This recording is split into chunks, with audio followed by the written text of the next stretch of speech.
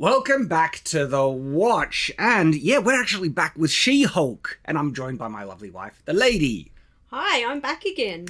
Now, we unfortunately fell behind with our episode reviews because the timing with Rings of Power just made it unworkable for us. So for us, She-Hulk would come out on the Thursday night. Night. And night. So when Nathan's gone home for the day, we've got kids home from school, people everywhere.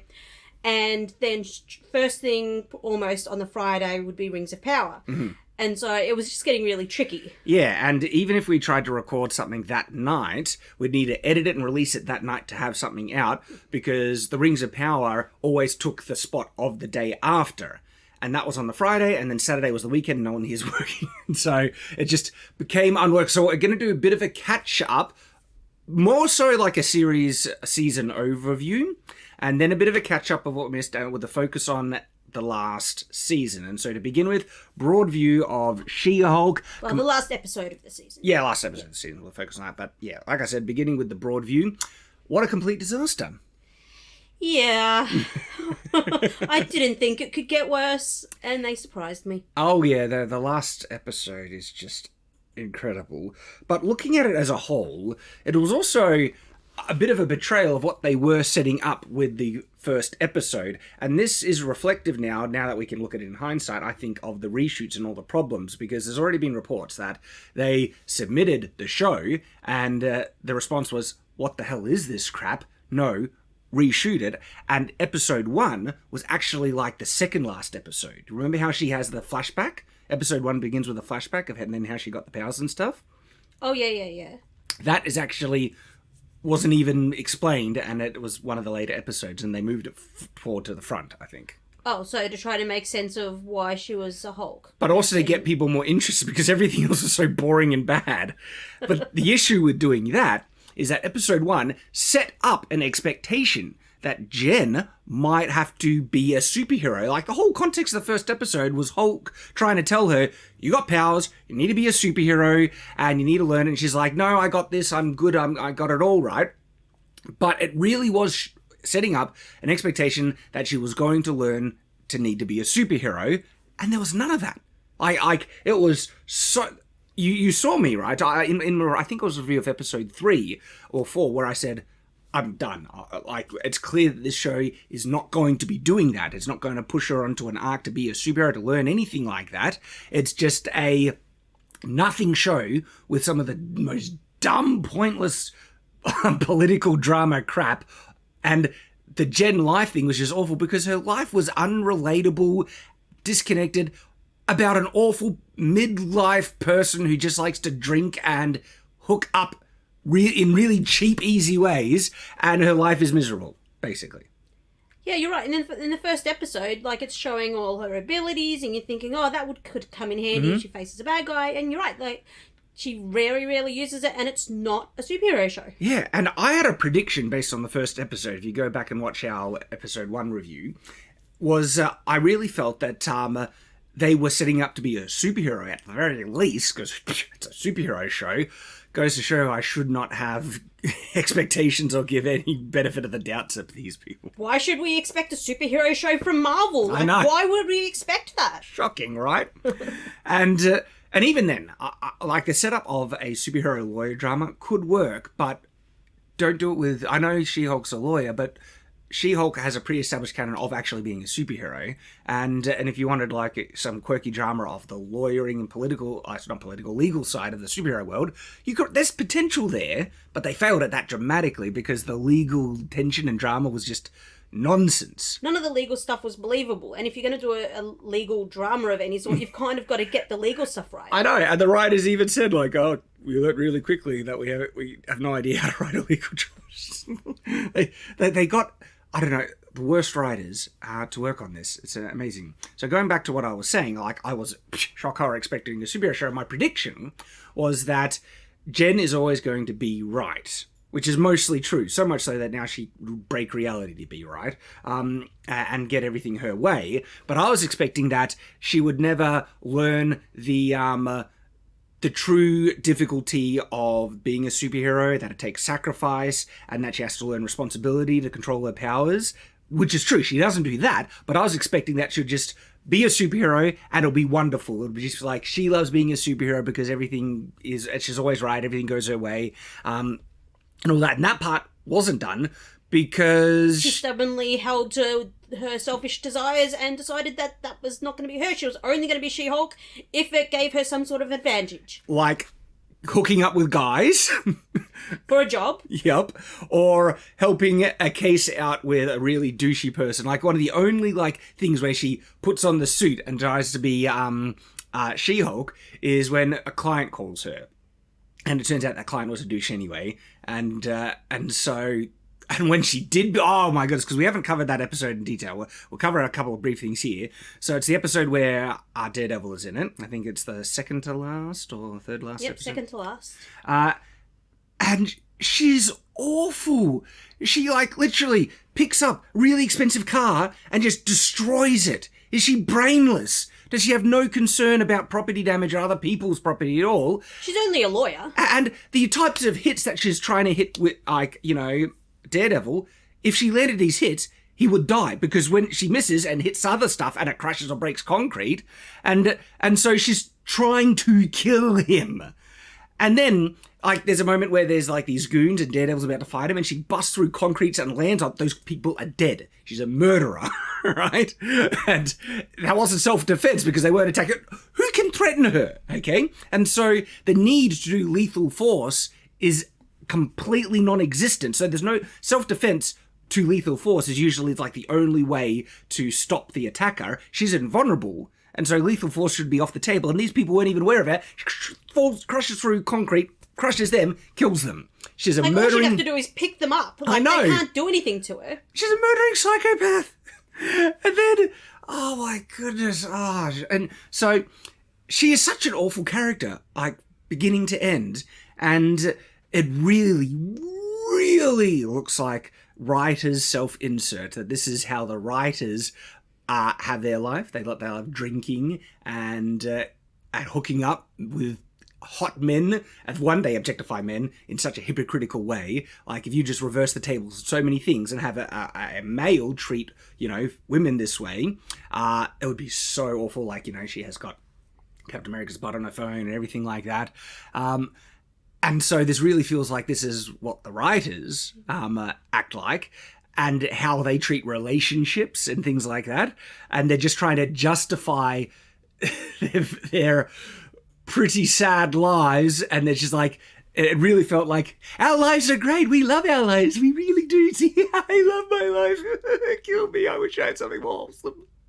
I feel like a lot of this show is them seeing what they hate about certain movies or tropes, and they hate about having bimbos or whatever in shows, and so they flip it around and do it with the opposite gender. And so instead of making it better, they just flip it completely on its head. Well, what you're pointing out there is they don't want equality, they want misandry, which is the female version of misogyny. They want to be able to be misandric towards men, objectify them and everything like that. They want to do all the awful bad behavior that the feminist movement has tried to attack men with, and they just want to do that against men as they feel has been done against women. This is just another poignant nail in the coffin to the evidence that the modern mainstream feminist movement is not about equality, it's about supremacy, it's about power. They want, like the I think this is an all-female writer's room, even though there's a reality breaking thing and shows a token guy there. I don't think that's actually there was the case. two guys in the one guy in the background and one guy talking. Yes, yeah. I don't think that's. I think it's an all female writers' room, and then that's the good thing. They don't want in their mind that's how it should be. They don't want an equal representation of men and women. No, they want, you know, full supremacy. That's the goal here. And then look at the behavior of Jen. Multiple times throughout this season, Jen shows she has awful control over her temper. In particular, the second last episode, where she smashes and break things and everything, when it was shown in the first episode, right? But they think Jen losing her temper meant losing ability to change into the Hulk or not. Well, no. Her losing her temper was when she snapped at Hulk and said, I do it infinitely more. She raised her voice. She was the one angry in that exchange, not Hulk. In fact, she is the one getting angry far more often than him. In the very first episode, has the gall to say she can control her anger more than him. It was so hypocritical and bullcrap. And then we see consistently through this show that she is so irresponsible in regards to controlling her anger. Reason why that's a problem is her powers, all right? This is the whole superhero thing. With great power comes great responsibility. It's different when a regular person gets angry and they punch a wall or something like that. Usually that's a masculine kind of reaction to anger and things. But if Jen does it, which she does in the second last episode, she punches things, people can die. Which is what Hulk was trying to point out to begin with. He's like, as soon as you're seen as a monster, that doesn't go away easily. You can cause injuries without even thinking about it. This is something you need to control. And she's like, oh, no, I'm fine. And then in almost every single episode following, she has anger issues. Yes. And especially the second last episode. And she doesn't learn anything from it. In fact, she will be right and everything turn out her way, to the extreme point where she will now break reality to make it, turn out her way. And the ending episode, look, of course, this is a spoiler review from there. We're jumping all over the place. And I'll dive into something that happens at the ending. So if you hadn't catch on, yes, spoilers. She chooses to not have a big brawl fight and that she'll handle this guy in the court. But that doesn't address at all her learning from her mistakes, and that she has anger issues and great strength and power, and she is not being using it appropriately at all. She doesn't confront that, and because she just breaks reality to the point where she doesn't need to. Suddenly, out of the blue, the conspiracy against her is completely known, and these guys are getting arrested. There's no setup. There's no explanation why the police have the evidence requisite enough to arrest this guy. It just exists now in reality. She did no work to achieve it. It's just, all my problems solved. These guys getting arrested, so now I don't need to smash their heads in. Because if that wasn't happening, you know what she would probably do, right? Yeah, the payoff just isn't there, because all of a sudden she's like, don't want it that way, I'm going to end it my way. And so all of a sudden it's all solved. And she gets to do what she thinks is her lawyer thing, and superheroes isn't involved. It's the ultimate Karen speak to the manager moment where... she will speak to the highest manager and break reality to get it her way. How are people baffled that this show and this character is so astronomically unlikable? Just listen to the plethora of evidence we're laying out here. And this is kind of only the beginning, because this is looking from a broad perspective. And so... My prediction at the beginning was somewhat right, in the sense that she doesn't learn, confronted with the problem of her powers. But I was wrong in the sense that she also doesn't become a superhero or do any real superheroing, and her life is great because they abandoned that completely. And their trailers to begin with were all from the first episode, so they were all implying superhero stuff, powers, and... I'm strong and tough and I'm going to be a force to reckon with. And instead we have them trying to do a lawyer comedy that doesn't work with either comedy or law. It was so unfunny. I didn't laugh once. Oh, wait. I might have got the slightest chuckle from the magician people. The magician people in the courtroom. I think I got a thing from them, and that was as far as they went. It wasn't the main characters. What you pointed out, I think, is actually quite important. The trailers literally did promise more action. In the small moments of action, they use that. Even in the last episode where she jumps out of reality, lands in her suit, and there's a slow panning up shot, they put that in the trailer because it looked like it was an epic kind of arrival of She-Hulk ready to do some action, right? When it wasn't. It was her jumping out of reality, landing in, turning around and going... Oh. And so it's like the creators knew that the whole concept of the show was a disaster, so they had to full lie to the potential audience to promise them something that they did not deliver on. And She-Hulk numbers and reviews, of course, reflect this, because it's so crap, and the desperate people trying to defend it clearly sound really desperate. Because this show is so bad, it's indefensible, and all you have to do is look at it and say anyone trying to defend it just ruins their own credibility as a result. another broad comment, right, is the treatment of men in this show. Basically, all men, with the most minor exception to perhaps maybe the dad, and some of the I don't know, you know, where they have that meeting where it's like it's the group chat meeting, share your feelings with the other weird superhero people. That one. Oh yes, yeah. And some of those last episode. They were still like weird and stupid, and one was shown to be really smelly and other things like that. So it wasn't a positive, showing of a male character. The male lawyer who was kind of their friend was just an idiot overall, and then every other man in this show was astronomically stupid or misogynistic or sexist or any number of things. It was like laughable. And our actual last episode review, where Jen goes to the wedding and starts to hook up with this nice guy, both me and my wife, we predicted like they're gonna make him awful, and it was so. And the prediction was he was gonna be the one to steal the blood. It was sort of a mile away. And guess what? That's exactly what it was. And then you don't see him again. And it's like, because it was like, this show hates men. They're not going to have such a nicely genuine, sincere guy in this show without assassinating, ruining him, having it a fake out because he's just after something else and is being secretly horrible, which is exactly what it was, because this show hates men, therefore it was predictable. These writers, they don't like men, so they're not going to have a good man in this show, and they're going to subvert it somehow, which is exactly what they did. And even with Daredevil, they did the whole turning of the tables thing and had him doing the whole walk of shame holding his shoes, like they would normally portray in a movie as a woman walking down holding her heels so she doesn't have to walk in her heels. I know, and it's bizarre because he's not wearing heels. Why? Like, there was no point for him not to put on his shoes apart from belittle and denigrate Daredevil as a character. Just like, look at him, he's doing the thing. There was no reason. They just wanted to make fun of him.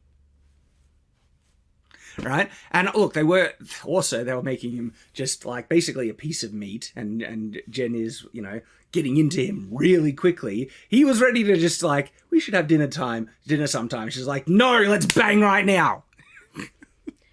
No choice, you're a piece of meat, I want you, that's it, that's all you're here for. Oh my goodness. Now, like, I know Daredevil, he hooks up a lot in his own show and comics and stuff like that.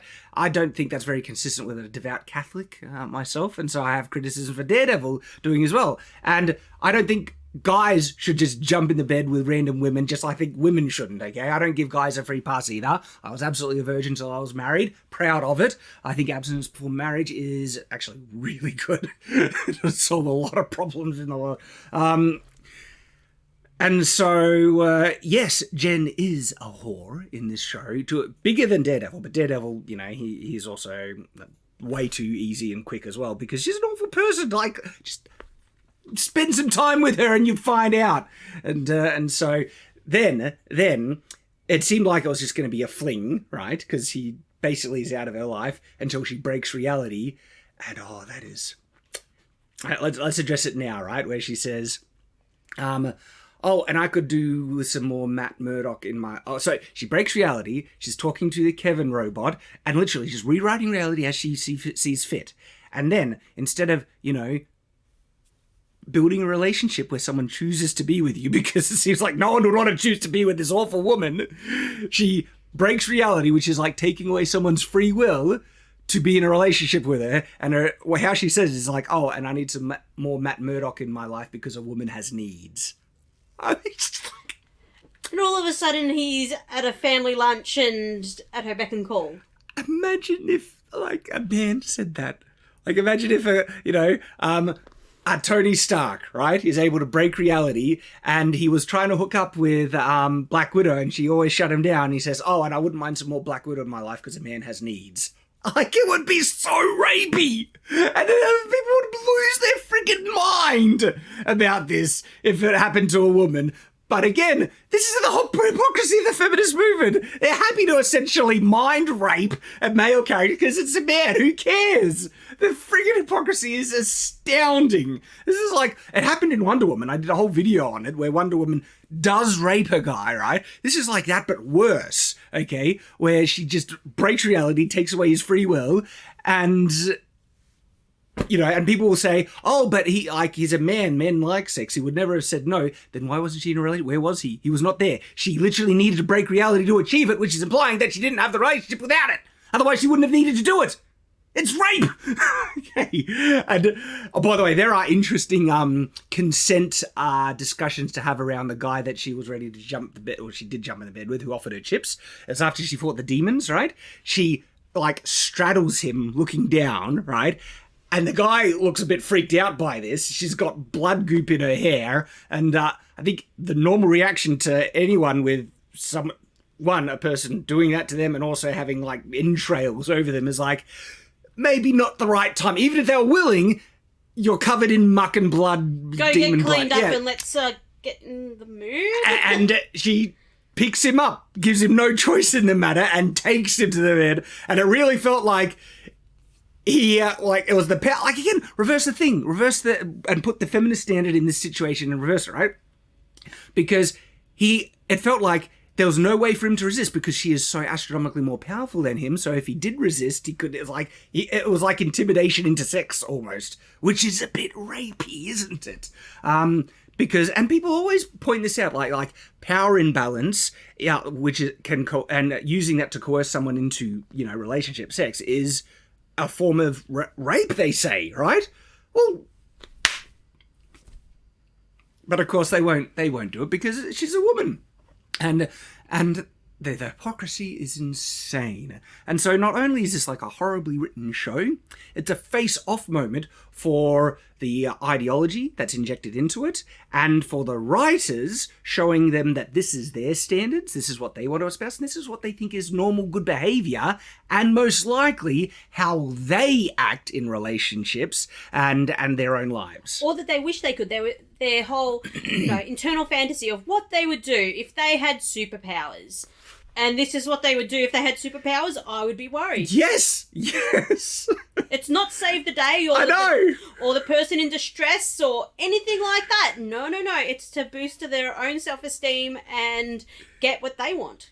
This is like seriously, if anyone took it seriously, it would set back female superheroes by 10 years and representation of female writers by 10 years, because they made a thing out of this that isn't, oh, look how great this is, that it's an all-female writing cast, it's a female crew, female lead, and everything like that, when that should never have been anything to make a show better. That's a null point. If it's male or female, no, what'll make it good is the quality of the show, not what's in between their legs, okay? Because as soon as you start to say it is better because of the gender representation, you have gendered this to push, a certain agenda, right? And as a result, if it fails dramatically, what's the natural takeaway as a result? Why did it fail? Well, they were saying the thing that made it most distinctive was the fact that it had a female lead and all-female writing crew. And it failed and it was disastrous. And so people will seem to naturally conclude then, this is what happens if you have all-female writing staff and if you have an all-female superhero lead, and they don't work, which is false, because there are great female writers, and a female lead superhero can absolutely work and be beloved by everyone. Look at Alita Battle Angel, okay? But because they are the ones who made the big thing out of it, it's so easy for people to disingenuously attack and say, well, this is what happens when you have female writers, and this is what happens if you have a female lead superhero. Just stop doing it. And that would be a bad thing. What should happen is just hire people based on merit. Now, will the reality be that there might be less female writers because there's just simply less female writers in this genre and medium to begin with, as a smaller pool to grab from? That doesn't matter. Just use the best ones, and there'll be... of course, there will be a great female writer that you'll find, amongst the smaller pool. But if you run out of, the quality female writers, but then you're trying to tick off the boxes, we need the representation, and the pool of talent is is gone because there's fewer female good writers who want to write in this genre, superheroes and stuff, or then you have to start hiring people who are less qualified because you have a smaller pool to pick from, which results in less quality shows, which results in failure, which will probably result in less female writers as a result because you're the ones who gendered it. And so they might just say, well, we risked it and it failed, so no more female writers or female lead superhero shows. And that would be unfortunate. It would. Because if they did this right, it could have been fun. But they obviously did not do it right. Yeah, I mean, it really feels like these writers were unqualified for it, which means it seems like they're only hired because tick the check boxes and things. And this is what you get. I mean, even She-Hulk, funnily enough, was literally a diversity hire in her law firm. She was only hired because being She-Hulk, not her talent as as a lawyer, but also she was an awful lawyer. Her talent as a lawyer was just like the second last episode where she's representing the guy who has the faulty superhero suit. She did not even check. Like one of the first things, and it's funny, Nick Recader, he's a lawyer, and he joined EFAT doing a review, and he was actually sharing the true legal kind of process and stuff. And he was saying one of the first things you would do if you're looking at product fault kind of lawsuits is check how they used the product and make sure they used it accurately according to the user manual, to the instructions. Otherwise, there'd be no grounds for the lawsuit. First thing you do. And she just went straight to court knowing nothing. She didn't even check it. And the court case got thrown out because, shock horror, the guy didn't read the user manual and put the wrong fuel in it. And it's like, she's an awful, incompetent lawyer. And so she's clearly not hired for her skill. How she ended up in the DA's office is beyond me. And I can understand the second job because she was hired because she was She-Hulk. Mm-hmm. But I don't even know how she got her law degree. She has not once shown that she's competent at all in law. Or intelligent. She's an idiot. She she makes so many stupid choices. And I'll just pick up this expensive car and so uncaring about how her actions impacts others. This is consistent throughout the show from the very first episode. And so this broad kind of overview of just She-Hulk Season 1, it's a disaster, an unmitigated disaster on so many levels. It's also bombed, as it should, because it's so bad. It's an awfully written show, and it's unfunny. It doesn't even achieve what it was trying to be. It doesn't achieve what was expected or promised from it, and it fails nearly at every single level. So much so that the last episode, right, it felt like every build-up until the reveal of the guy that he has got, the Hulk powers and everything, felt like the genuine story that they had written in She-Hulk Episode 1, and the higher-ups got and said, this is garbage. We need to get rid of it all. And then from there to the end of the episode is a complete rewrite where they jump the shark and have it break reality. Right, like when it first started and it's starting to be resolved, all the things that's happened through the season, I'm like, they're actually going to address things that have happened and we're actually going to get a little bit of payoff. And I'm like, okay, this could work. And, Hulk jumps in and she could be like, how did you know where I was? Oh, I put a tracer on you. Or, something. Yes. Like, I put a tracer in your blood system. I can trace your gamma radiation. Yeah, it could be anything. And, a lot of those things could have worked. And then she decided she didn't want it and they messed it all up because I was thinking, we're finally getting a superhero payoff. Nope. Yes, this is the thing, right? What was happening and where the episode was showing where it was going was horribly predictable, okay? Yet still, if it had some action at the end, it would have been a better ending than what they chose to go with, which breaks the MCU into pieces, shatters it completely. And the evidence that this was the genuine projection of where they were intending the show to go was the fact that they set it up over multiple episodes, okay? They set it up with episode 1 about the thing with the blood, okay? Then the bad guys attacking her and trying to get the syringe in her to get her blood then. There was an after-credit scene of them having a syringe, all right? The boyfriend guy that sleeps with her disappears but then does the thing. That's set up through the whole season. And every time they did something like this, we're like, if they were smart, they would have a payoff and this would lead into something else. And this would eventually have bad guys, but it's probably just going to be a one-off. And they set it up. They could have had bad guys come to an end of season thing. And then they're like, no, we're not going to do that. So they kind of did what we predicted of, no, we're not going to get the payoff that they're trying to hand us. Exactly. And it felt like they abandoned it because a plot line like that could have worked, but they lacked the competence to pull it off. Because even in that plot line, there are some really stupid things. Like the guy got her blood and then just he hired some people to make a super soldier serum, Hulk serum out of it. It's like, holy crap, this is just some random douche like tech, guy who has money. He doesn't have the resources or the scientists available to engineer a Hulk serum. And that still didn't make sense to me anyway, because at the start of the season, Hulk says that their blood is unique to be able to process this gamma stuff.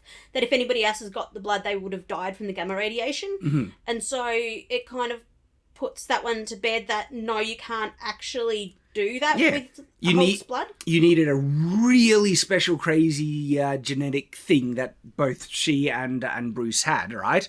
But then there's the thing that Jen's blood is special. Remember, she's better than the Hulk, and so it's still bullcrap. And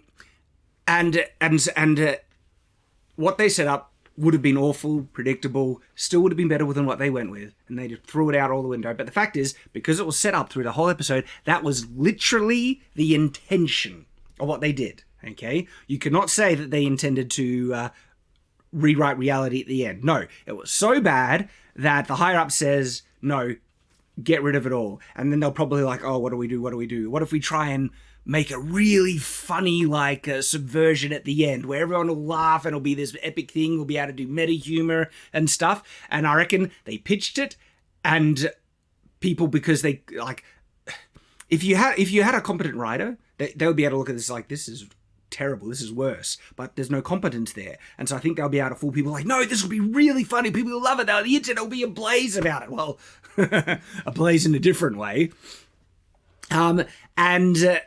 And so they pitched it, fooled it, and this was the rewritten ending, and it's even worse. It's even worse. This might be the worst Marvel ending I've ever seen. And not only because it's just poorly written, unfunny, everything, it breaks reality, because now they literally did show the setup of the blood being stolen. That plotline goes nowhere. It's poofed out of existence now. And they won't address it. It won't come up again. But she didn't rewrite history. The guy still hooked up with it. The people still tried to get her blood. The guy still hooked up, still stole her blood. That's all in place in history. And now it's just non-existent. She can change anything. We don't know if this is associated with her Hulk powers or if this is just Jen, because she's done it when she's not been in Hulk form, where she's broken the fourth wall. Well, it's meta, you see. Yes. And so it's just made the MCU just seem cheap and dumb. Exactly. That now it's impossible to have stakes in this show or the universe or anything like that. If they you cannot continue She-Hulk now. She-Hulk is dead, because any plot line that they try and set up from going to the future, we know that she can just screw it all, break reality. In fact, if something bad happens to her, we'll be asking her, why did she just break reality like she did in the first? It was so easy. I don't like what's going on. I'm going to rewrite reality. Okay? They set up a plot line through multiple episodes, which they just went, screw it, throw it out the window, rewrite reality. So that means if they try and set up any plot line with this character, this iteration of She-Hulk, that's going to be why do we care that she could just break reality and change to it whatever she wants? And all they've kind of done to cover that base is had Kevin say, oh, we've put safeguards in, that can't have any more. Well, if you've got safeguards in, boot her out. Yeah, it's bullcrap. It's ridiculous. She can rewrite reality. And it's a lie, because they know they would do it again if they felt it would be funny or they could get away with it. And so that line where you're right, the Kevin bot does say, this will not happen. Bullcrap. Everything doesn't matter now. So what you say, telling us this won't happen again, is bullcrap, because you've broken your word already, and she could just break reality and do whatever the hell she wants. So she does whatever she wants anyway. Exactly. And for how bad She-Hulk was, all right, you set up a story. That means the audience wants to see how it gets resolved. That's just the nature of the story. Even a bad one, I want to see how it turns out, okay? And then you just screwed it all. And so why do I care? Why should I care? There's no reason. You suck at this. This show's awful. And there's that. So the other thing that I want to talk about, and it is very much reflected in the last episode, but overall, right, is the unbelievable insecurity of the writers, okay? Where they devoted a large portion of this show to try and troll the trolls, as they say it. Try to address the criticisms Okay. and mock them and make them out to be the bad guys. So they are such idiots because, first of all, that's exactly what trolls want. They want the attention. And you giving them such astronomical attention that you would upend your entire show to make the bad guy, the ultimate bad guy of the show, like a comically stupid and exaggerated interpretation of what they think is a misogynistic critic, right? That you would upend your entire show to that shows how insanely vain, self-obsessed, narcissistic, and insecure the writers are. It's crazy. And so they give the actual trolls everything they want by such an acknowledgement, and they just give them, the trolls, way more I guess ammunition to shoot back at them. And what's hilarious about this, right, is I guess they would consider me part of this troll thing, us, because we're critics of the show. And all you need to do is show some of these clips, and I don't even need to respond because of how retarded it is, because they're out of context and they don't work in the thing.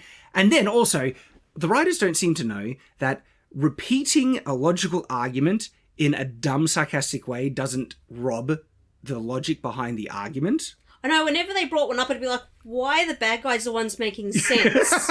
Like, there's one guy that goes, I would dislike this person even if they were male because they're useless as a hero. And I'm like, you're right. They're useless. But they give that line to the characters they have vilified as misogynistic troll idiots and everything like that, thinking that if they just repeat it in a way where they're demonstrating these characters to be awful, robs the criticism. It's like, it doesn't. It's like someone says, I don't know, you shouldn't eat that, it's poisonous, it'll harm you. You think this is poisonous, it's harming you? It's like, no, it's still the reality, right? Just repeating something in a dumb way doesn't change it. And they do that multiple times. And the context as well just shows them to be such morons, because they said about Lady Thor. Gary says, and Lady Thor, hate her, or something, hate her, she's awful, or something like that. And I would have the same criticism if she was a man, right? The thing is, though, no one really knew who Lady Thor was publicly. She was an unknown to the general public. Like, it was just a random add-on that just like, okay, we've got a Lady Thor now. I mean, it's like that doesn't fit even within your universe. And the criticisms that they had wasn't the fact that you could have a Lady Thor, right? It was getting rid of Thor as a character and mocking and belittling him, okay, and getting rid of this beloved character because he's a man and that's problematic, and we want the female, and that's the issue people have had. Like, nerds have never had issues with female superheroes. Oh no, there's plenty of them, and they love them. She-Hulk was beloved in the comic books.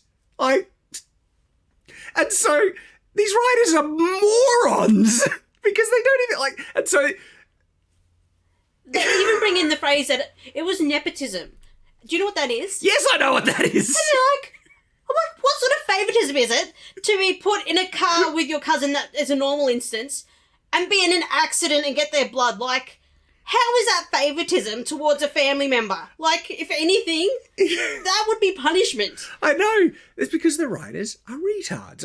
And another line is like, they said, she doesn't deserve her powers because she did nothing to earn them. And I'm like, that's a lot of superheroes don't earn their powers. Like Spider-Man, he got bitten by a random spider. What did he? Yeah, Tony Stark had to build his suit and everything. But you know, Captain America kind of earned his, but then you look at a whole lot of others, and it was kind of just happenstance that made it happen, and they worked with it. I know, and so it's laughably stupid, right? And what's hilarious about this, the writers think that this is some massive own. They're probably high-fiving each other in the writing room saying, we're owning the trolls. And they are making themselves look like such desperate, insecure morons because of how dumb and out of context these lines are. And if anything, because if you actually think about 2 seconds and apply it in the correct context about criticizing a man, or say, like you'd be criticizing the theater, like that's actually makes sense. And so they're screwing themselves because it's sharing the argument and then all people need to put the right context to see the criticism of failures in a lot of She-Hulk. but then a lot of it just doesn't fit at all. And because they're taking criticisms outside of the universe and trying to inject it in it and to make these, misogynistic idiots like, oh, look at what they're saying. That everyone and the implication is like anyone who says this must then be an idiot, right? It's like, no. And that's kind of their logic here, right? Is that they want to take arguments that exist in the real world and give them to moronic characters to try and imply anyone who says this is a moron. So if you say it in the future, guess what? You're one of these people. It's like, are you just trying to shame people? Like you can't address the argument because you know that there's validity to it. So you just get a desperately, oh, you're a loser and a misogynist if you say such things. Is that their tactic? One of the other things I've picked out is she'll often mock the superheroes that are well established. Like, she will say that superheroes are for the billionaire misogynists and stuff. I'm like, it was what did she call them? For I don't know, some narcissistic billionaires or something. I forget the exact line. And then you look at it and you're like, well, Tony Stark went from being ignorant and selling weapons to everybody to taking weapons out of enemies' hands and trying to make the world a better place and saving it from aliens and who knows what else. You just want to have it for your own benefit. And then she talks about superheroes having daddy issues. Yes. She has whole family issues. She doesn't like any of her family. Yeah. And she hates being around them. Yes. The entire family.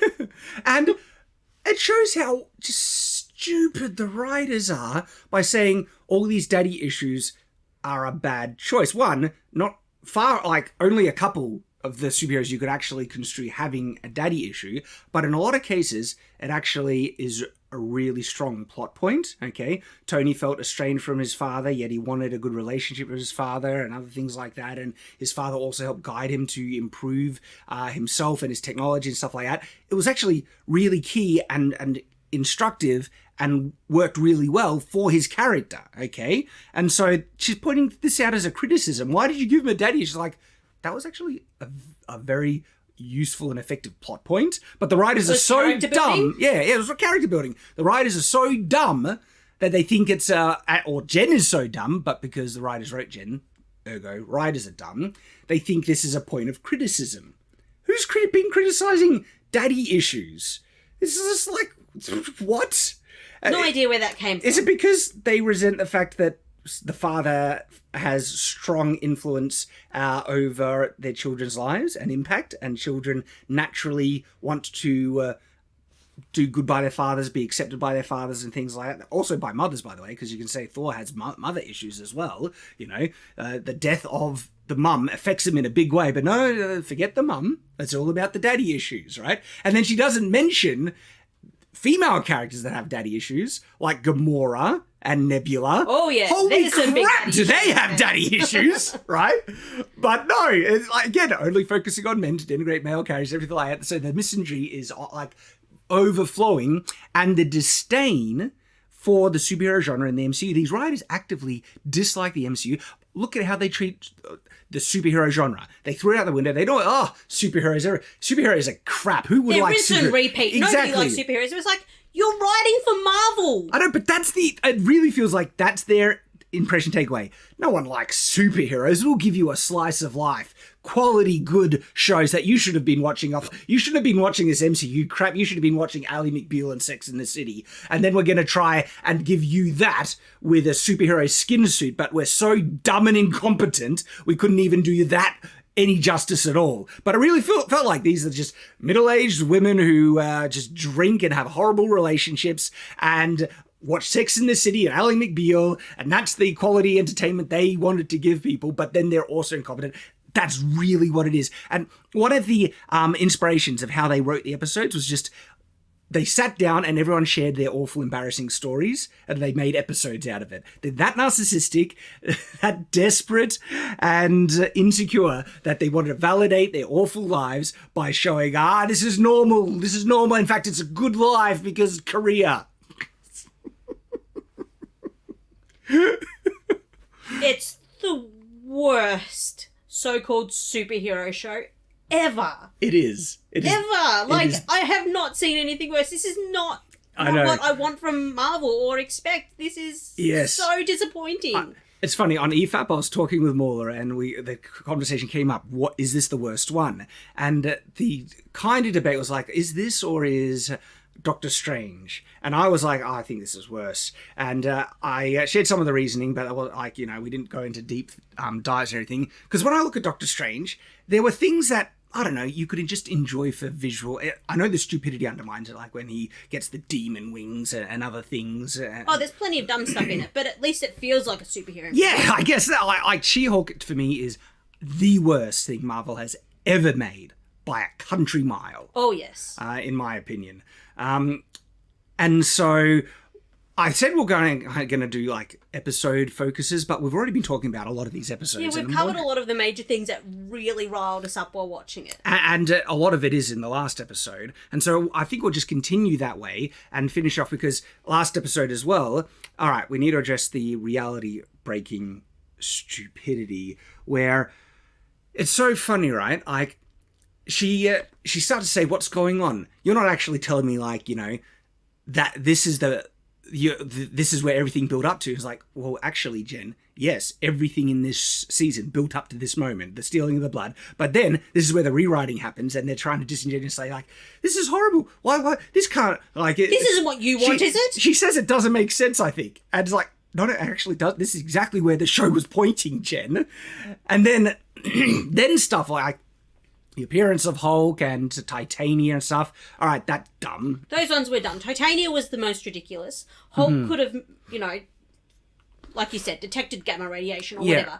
But Titania was just ridiculous. She had already had lots of chances to have her showdown with She-Hulk. Yeah. And, oh, by the way, the I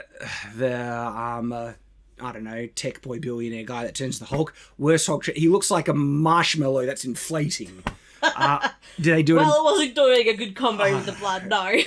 Well, did they want it make it like look purposely awful? I don't know. It looked terrible. Their CGI budget was apparently running out, and the CGI people were on other jobs. And it's funny. This was their desperate attempt to course correct this episode, right? And they're so bad that it ends up being worse, because even when he turns into the Hulk, right, his response to everyone else. And remember, he now has Hulk powers, is for everyone else to attack her, and he doesn't. And he's got the Hulk powers. I know, that was the part that I expected. I'm like, oh yeah, he's going to go attack, and Abomination's going to have to get in between. And look, Hulk will have to stop him as well. No, they just don't worry about that. Like, a regular person tries to attack She-Hulk. It's like, these writers... No, you know what the regular people would be like? Evacuate. I'm out. Gone. Yeet, I'm gone. Like, but one guy actually tries to attack her, and she throws him into a wall, and the guy with the Hulk powers does nothing. And this is them trying to course correct. No, because she still had the inhibitor on at that point. That was Abomination defending her. Oh, and so she was all Jen at that point. You're right, because this again, they're so incompetent, right? Jen in that scene, she's not wearing the superhero outfit. She's wearing like just a thin white shirt that does not show any purple underneath. She's not, and then when she jumps out of reality, it's suddenly She-Hulk in the superhero outfit, which she wasn't wearing in that scene. Which so her inhibitor's been ripped off by somebody sometime with some sort of strength, and now she can turn into She-Hulk and change clothes and break reality. And it's so stupid, because obviously this isn't a true reality. Like, Kevin Feige isn't a robot or everything, but it's dumb. Everything is retarded now, because they're trying to say this is the Marvel whatever world that she's production world, the Disney world, and she goes into the writer room, and it's just, they're so narcissistic that they need to inject themselves into the thing. And you see the head writer, Jessica, I think her name is, and she doesn't say anything, but she's there, and they give all the dumb lines to a guy and so She-Hulk is trying to have this conversation with him. It's like, and then she says, why does everything need to end with like this plot and confusion? With superhero blood. I'm like, not everyone has it. Every movie has anything to do with blood. But I love that she actually says, why does everything need to end with plot? It's like, because it's a story, maybe. A story kind needs all a this plot. Maybe I should bring it up, but we are almost at the end of it, because we only have half an hour left.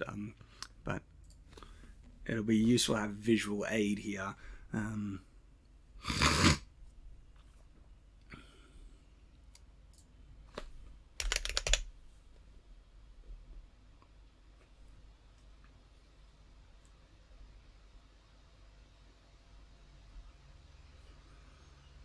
Because I thought she said blood, but... She said two things, and yeah, literally it was plot and I think blood as well was there.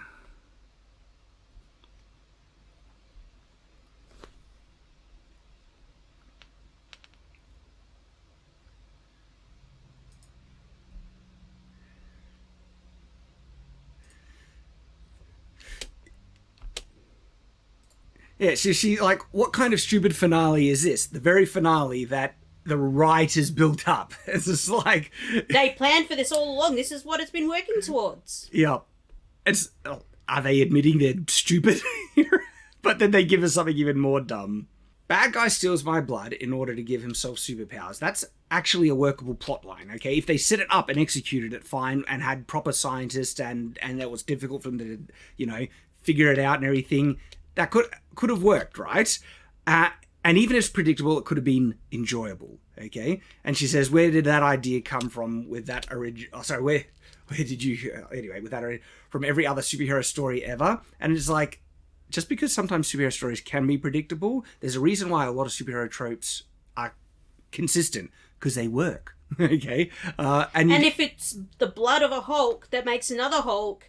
It kind of makes sense that they would want your blood because it's already been proven to turn you into one. It's been set up by the very Hulk story. The Hulk was trying to hide himself, get away from the government because the government wanted to find him to figure out how to make more Hulks, implying that you could make more Hulks. Yes. And so it's not a bad line in it, like a bad plot in and of itself.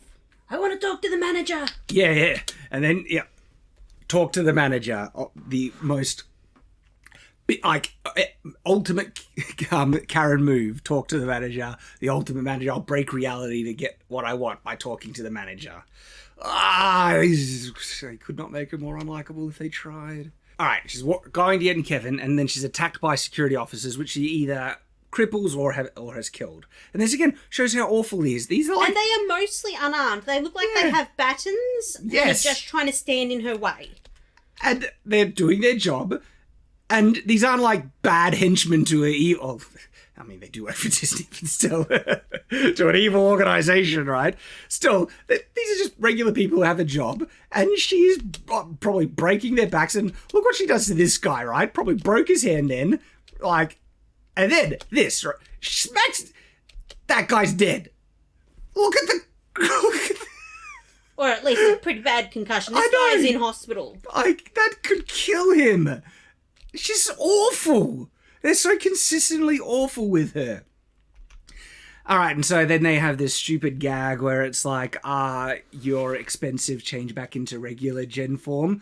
And then, all right, maybe you could have got away with that. But then he says, but do it when I turn away, right? Which is basically implying that it looks awful with the transformation because the animation is so bad. When it's been... Except when the camera's not looking. When the camera's not looking. Yeah. Yeah, so again, it's... Save money, but also by pointing out that they're aware how bad the CGI looks is such a disingenuous, crappy thing to do, because it comes out that Disney does not give their animators enough time to finish and polish it. Because we know they're capable in Disney. They can do this really well, but they don't put in the time to do it properly in this. And so this is just such a F you to the people who are trying to do a good job, that Disney is just... not treating well, not giving right time. And I mean, they did it already. Taika Waititi made fun of the quality of the effects in his film, when that issue was your problem, not the people that you didn't give enough time to finish the job.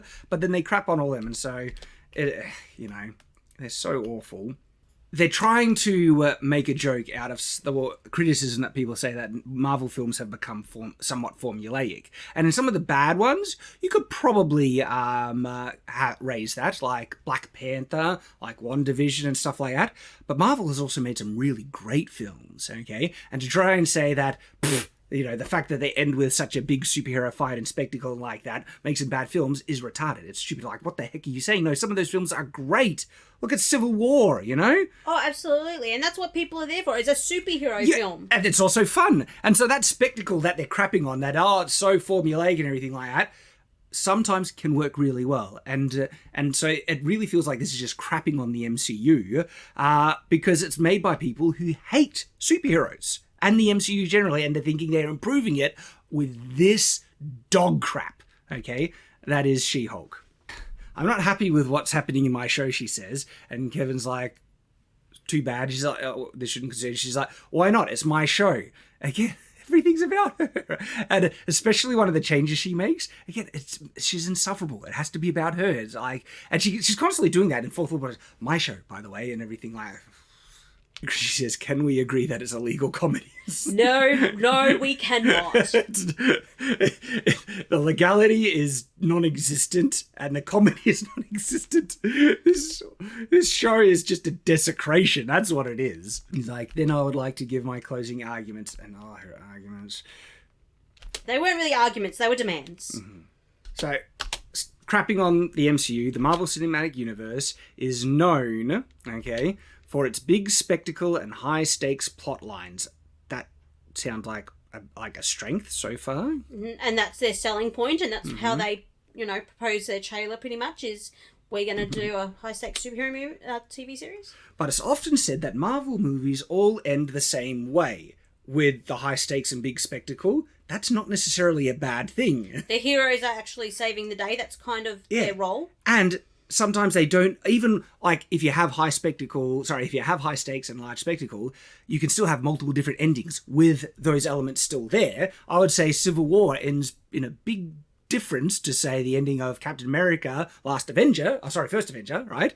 Like, compared to also Iron Man endings, like there's a lot of different resolutions sometimes. Even though they have a battle at the end, it doesn't mean it's all the same. Perhaps this is a result of following some unwritten rule that you have to throw a bunch... Oh, here is it. That you have to throw a bunch of plots and flash, okay, and a whole blood thing that seems to... And so but hang on, she's saying, is there some unwritten rule that you have to use plot in story?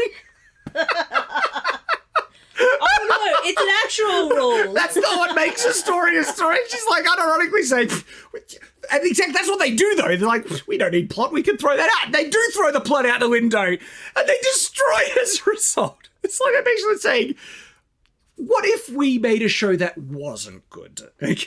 So, what if we made a story that didn't have any payoffs and nobody had motivations that developed their character? Let's just throw in a whole lot of stuff that we think illustrates our points. Her plan's like, crazy idea. Hear me out. What if we made a show that was bad? that's it. And it's like, the suspiciously close to the super soldier serum, that's actually a payoff. That's one of the whole things about the Hulk stuff, that Eric Banner was hired to try and reproduce the super soldier serum, and he accidentally turned himself into Hulk as a byproduct. It's a connected storyline. It should have that connection. You're just like, it's so generic because it's suspiciously close to the super... That's part of the world setting, you idiot. I propose we don't have to do that. I propose we don't have to make a show good or give the fans what they want. Let's just not make a superhero movie for the MCU, a superhero series for the MCU. Let's just do what I want. That almost feels like this was the pitch of the writers. Like, so the MCU is all about superheroes, all about spectacle, all about superhero fighting stuff. I propose we don't do that. We'll make a slice of life thing. And it'll be great. It'll be, a comedic, legal drama. Like, it'll be like a day in the life of a superhero, but she doesn't want to be a superhero, so pick up the superhero part. Oh. She says that this spectacle, how the story is currently ending, distracts from her story, which is my story, distracts from the story, which is that my life fell apart, right? Right when I was learning to be both Jen and She-Hulk. Hang on.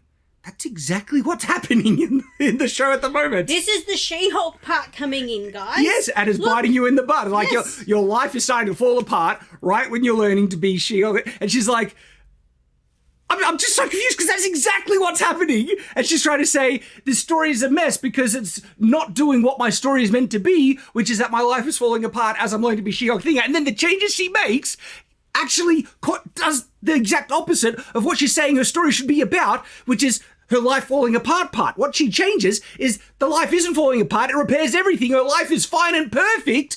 And so there's no conflict anymore. And so her changes literally do not do the very thing that she's saying that they will do. It's like, idiots. And, like, she even has people from both aspects of her world there. Her She-Hulk perspective and her Jennifer Walters. Like, she's got both of them there. Yes. This is exactly what this scene is actually doing, is showing how bad it is that it's falling apart altogether. And she's like, oh, no, I don't want that. Yeah, everything needs to be perfect, right? And so it's unbelievable that her justification was literally should be about the story of her life falling apart, and then she repairs everything so the life isn't falling apart.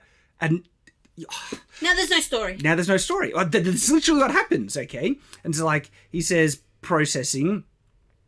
And then she says, the powers aren't the villain, he is, so he doesn't need to have the powers. It's like, oh, that was part of the story, right? Yeah, and you're not at risk, and there's no, drama or anything happening by this little guy that poses no risk to you.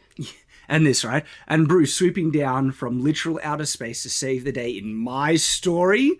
All about her. And of course, female can't be saved by a male, so she's like, not my story.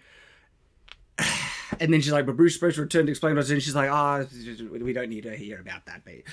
Again, she comes off so unlikable. She's so narcissistic. And sometimes, yes, women can be saved by men, and men can be saved by female superheroes as well, okay? But no. And then she says, let's do this big climax in daylight. But there's no climax anymore. The return to the world in daytime is him getting arrested. There's no big climax there. There's no confrontation. There's nothing. It's just, let's turn it daytime so that we're not typical superheroes fighting in the dark, but we're not going to fight. And then there's like, yeah, we done here. And she says, I wouldn't mind seeing Daredevil again. A woman has knees. That is so, like, rapey. It just reversed the genders. It's a bit creepy. It's really creepy, right? And she sits down and says the daddy issue crap. And then she's like, let's bring in the X-Men. And right now, I don't want to see the X-Men. I was like, no. And it's basically over now. She goes, and there's stupid things I'll see in the movies. Is there a movie? No, there's no movie, blah, blah, blah. And then this is the climax that they have. The climax in the daytime is him just getting arrested. And again, reality is broken. The evidence now justifying their arrest is existence, and the police are there, and all this bull crap. And this is not her, like, learning to control her strength or powers or everything. This is every problem being solved for her. And because whenever she's challenged, she loses it. That's been established. And that hasn't been resolved. She has not learned how to be responsible with their powers at all. Yeah, her fix is that everybody else has to be accountable for their actions, but she is cleared of hers, of destruction of property and of terrifying people by hulking out. Yes, and they don't cleared of it all. They just forget about it. No, they say that she's cleared of it. Yeah, all those charges are clear. Yeah, all but cleared. that's what I mean. They just brush it off. Yep. It's forgotten. Don't bring it up again. And what's so infuriating, when she says what to do about Abomination, she says, I just want him to learn to be responsible for his actions. And then suddenly he's going back to prison for 10 years for a parole violation. It's like, that seems extreme. Oh my goodness. And by the way, she had the ability to change reality, right? And so her choice of changing reality for this guy that was helping her out, and all he did was change it to Abomination to try and help her. He protected her when she was getting attacked, is to send him to prison. She could change reality. And by the way, she could change reality and solve so many problems in that, and she only does things to help herself out because she's a narcissist thing. But okay, the strongman is, her intention was to fix her story. And she wanted to, all the changes was to fix the story, but then she also makes changes that have no real bearing on the story, like what happens to Emil, like Blonsky, and sending him to prison. She is the one who chose that. She's sending him to prison for 10 years. Well, really, with the power that she just had to rewrite things, she just could have made it so he can't be Abomination anymore. Yeah, or just that, no powers. Make it that he never ended up changing into Abomination, that he's still responsible and yeah, she got rid of Hulk appearing, so yeah, exactly. She could have just said, he didn't appear as Abomination anymore. She could have done anything, okay? And then, to show that we're still in loopy bullcrap world, right? Daredevil literally falls out of the sky. Yeah, falls I don't see it out of the sky. There's kind of trees in the distance, but yeah, he just kind of jumps into the appearance, yeah. So we're still in reality breaking bullcrap land. Gosh, I hate it. And anyway, Blonsky goes back to prison for 10 years. She's having dinner. Reality's changed. And so, see this Matt Murdock? He was just forced into this reality against his will. And now he's just brainwashed to think this is what he wants because rape. And a lot of this conversation doesn't make sense to me. Just, the whole parents thing I find quite normal that they'd be like, so how serious is it? Are there going to be kids? Do you have a job to support a family? And he's like, I wasn't expecting this. I'm like, what do you expect when you meet the family? Like, this is kind of expected. If it doesn't happen, you're like, phew. Yeah. But when you meet the family for the first time, these are the kind of questions that you typically expect to be pressured into answering in some way. He says he's only down for the week or weekend, which really sounds like, I'm only here to, bang your daughter and leave. That's really is what's implied here. Like, no future plans. I have no plans to make anything serious out of this with your daughter. Exactly. Perfectly in line with her character, by the way. She's got a career. She don't need a man. She just has needs. She that was the thing. She didn't want a healthy relationship or anything. She just needs to get plowed because, her toys aren't working. And of course, she has to demand that he comes to her, even though he's the one with the job and she's the one with no job. Yep. And so they have... she fixes that too, of course. They have reduced Daredevil, one of the better characters out of what... Marvel didn't make it, but the Daredevil show was brilliant, right? They've reduced him to a glorified sex toy for Jen, basically. Yeah, this is unbelievably disrespectful to his character. They ruined him, and then because they're not done, they got to ruin another character, and Hulk comes back and is like, oh, by the way, I have a son... and the son comes up in like the World War Hulk comic, I believe. His name is Scar. And look how awful he looks. So the actual Scar looks awesome. He's got like long hair and everything. But, gosh. He looks pretty old. I don't know when that happened, but okay. It must have happened when he was on the planet. When there was that weird time thing going on? Yeah, he was on, I forget the name of the planet, but he was trapped in Hulk form for a while.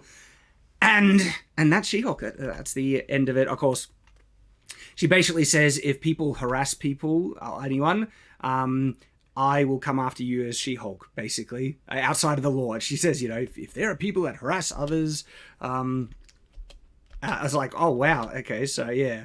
So the message is that if you attack, harm, or harass innocent people, I will come after you. And then they're like, as She-Hulk or as a lawyer? She says both. And it's like, that's like an implicit threat. She's awful, this like... Oh my goodness. There's She-Hulk. Complete disaster. This is... And apparently magically has her job back too. Yes, of course that's... Yeah. Of course that was a requirement because she cares about her career and her needs. That's about it. Gosh, what a disaster. This show is awful. And then we have She-Hulk. Like, Marvel... The MCU is basically dead. Like... How do you even recover from something this awful, really? I have so little interest in anything Marvel now. And I mean, Wakanda Forever, I don't give a crap. I'm gonna watch it just for the sake of reviewing. That's their job now. And I think it's important to hold their feet to the fire. And if it's crap, but if I wasn't doing this as a job, I'm checked out. Marvel Cinematic Universe is dead. It ended with Endgame. It's over. There was no more Marvel. That's as far as I care for the storyline. That was the end. No more Marvel shows from that point on. But anyway, guys, thank you for joining us on this review. My lady, thank you for joining us as well. We will see you next time. And as always, stay on watch.